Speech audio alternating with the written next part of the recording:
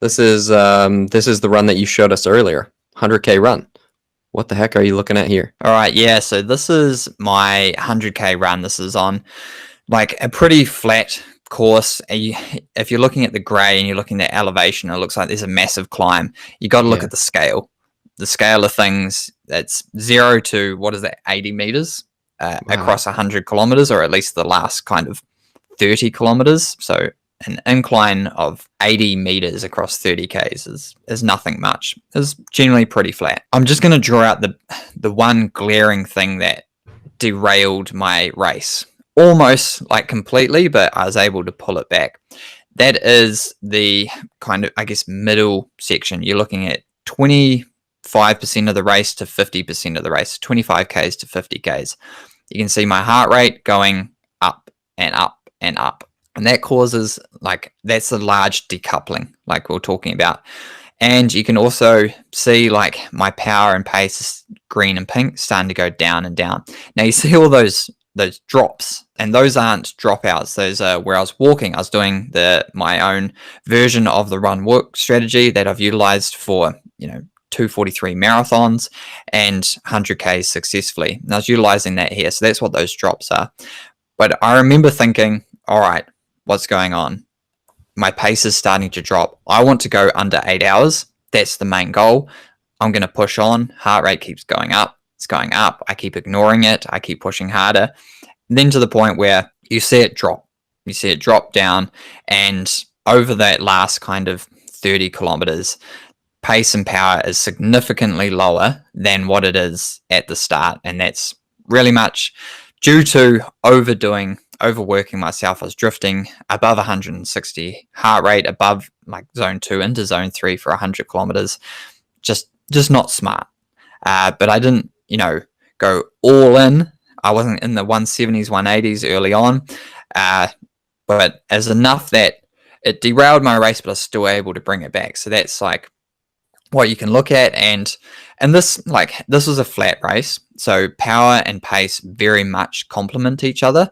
But then in other races, you can use power in a way that can, give you a better indication of what you are putting in terms of a relative pace. Because on the trails, yes, you can use normalized graded pace to take into account elevation, but that's not going to take into account the technicality of the terrain that you're running on. And that's where power can be super useful on the trail. So yes, this was a trail, but it was more of a cycle way than anything greatly, technical. So if I'm analyzing this, if I'm your coach, which I'm not, and I'm also not a running coach, but if I'm analyzing this, I'm looking at this area here, right here. What's going on there? Did we overpace a little bit? Yeah, so what happened there was the part of the cycleway that I was on was it was a new section, it hadn't actually finished development yet. So it was fully overgrown with grass, and it was a lot slower than I was anticipating. Heart rate at that stage was still well within zone, so I start to push a bit harder, and that's where you can see pace, or the green, kind of staying similar to what it was previous, pre and post that section, but you can see power and heart rate starting to increase, and especially power in the pink, because the trail was more demanding. I was having to work harder for the pace, and that kind of set me up, I guess, for the following 25 Ks where I continued to neglect my heart rate. Yeah, this is cool because this is where we start to bring in everything together, isn't it? We're looking at power, so we know that as power increases, there's an increased need to deliver oxygen. And obviously, we'd expect pace to change when power changes. So then we can see that power changing, and we can see the heart rate increasing alongside that. And then we start to look at, pace. How does this fit across the whole race? As far as pacing goes, that section where you're overpacing a little bit, it led to, the slow component, like we talked about before. Your heart rate continuously increases, potentially increased demand for oxygen, and you're just not able to cope with that for a whole 8 hours. So you have to bring that pace back down. And as you bring that pace back down and your power down, your heart rate also starts to reduce because you don't need as much oxygen delivered to your muscles.